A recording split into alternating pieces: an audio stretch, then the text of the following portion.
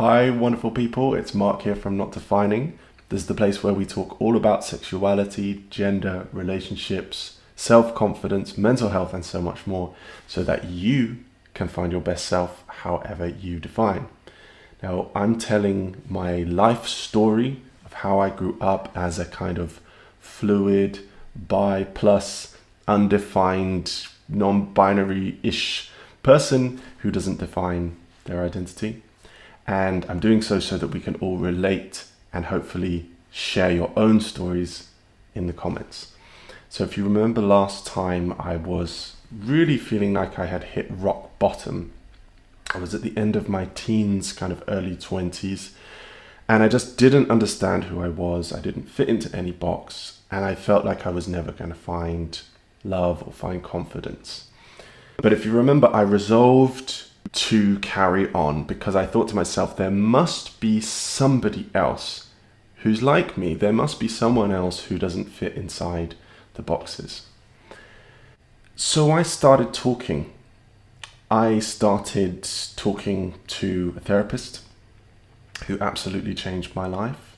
If you have struggles with your sexuality or gender and you haven't accessed therapy, then come and talk to me. I can help you to find something. And through talking, I really managed to just let some of the pressure out of my body, and that felt really, really good. And so at that point, I kind of left university in Edinburgh, where I was living in Scotland. And I actually moved to Spain because I couldn't find a job and I could think of teaching English as a second language. So that's what I did.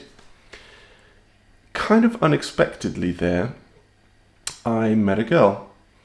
And it kind of works like this sometimes in life. When you stop resisting, when you start to feel confidence in yourself and, really say, look, I'm gonna love myself, I'm gonna live life, then people start to come into your life. I found that in my life. And this wonderful girl, beautiful girl, came into my life. And we started dating.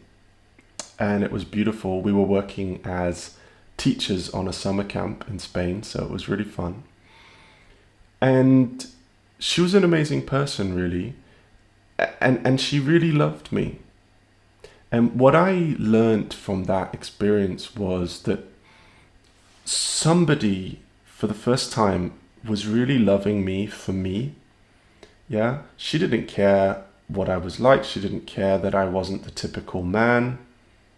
She really, really liked me and she really, really loved me. And she saw through my pain and through my anxiety to the real me.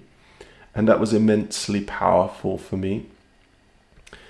I was pretty anxious with her, particularly in our physical relationship. I lacked confidence, but we had an amazing connection. Unfortunately, the relationship didn't last. It was just because we were traveling and she was going to India and it was different things. But it really, really changed my life. And I'm always grateful to her for really showing me that I was right not to give up. So after that, I moved to Belgium. Actually, as I said before, I was kind of focusing on my career. This was something that kind of helped me to stop thinking about my sexuality. And I was working there and I kind of had some experiences. I actually went to some kind of gay bars and stuff like that, some kind of quite crazy events. And really kind of experimented with my sexuality.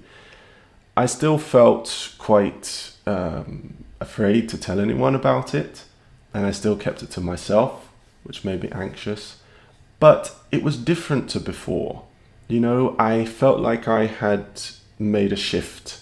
I decided I was going to live and I wasn't going to give up. And I had also been loved by this wonderful girlfriend that I had had. And so I had some okay experiences just experimenting there. Then I moved to London. And by the way, if anyone relates to this or any part of my story, then please hit the subscribe button and join us, because I'm telling my story and there's lots of other info on this site. I moved to London, which is where I was kind of originally born, and so that was a really great thing for me. And I met some really amazing people. Again, I was doing well in my career and stuff, and so I just kind of continued to experiment. I had experiences with girls, some experiences with guys, but I still wasn't out. I was still really living this kind of straight life, as it were. And although I had beaten the depression, I didn't feel so hopeless anymore. I had an incredible level of anxiety. I was anxious when I was around people. I was anxious at work. I was anxious in social situations. And I started to develop this chronic fatigue, this exhaustion. And at first I didn't know where it was from, but I realized now that it was just because I just didn't feel right. I didn't feel like I was expressing the fullness of who I am. And it all built up inside me. At work, I was having real problems because I worked in a very fast-paced environment in central London, and I almost had a stutter. I mean, my anxiety was to that level. But at that time, it was really interesting because London is kind of the place where a lot of things are happening. And at that time, it was kind of in the kind of mid-2010s. And LGBT rights were really kind of making a bit of progress at that time. Pride was becoming a bigger and bigger event.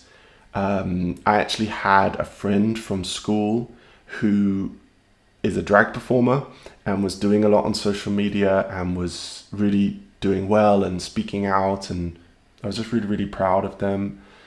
There was also at work quite a great corporate environment. Like, people were wearing rainbow lanyards, like the senior management were getting involved in pride and stuff, and there was just this idea that, okay, maybe society is beginning to move a little bit. And so that really kind of struck me, and I was like, okay, So I kind of just explored that. I didn't put much pressure on myself. I just thought, okay, I'm going to see what life is like.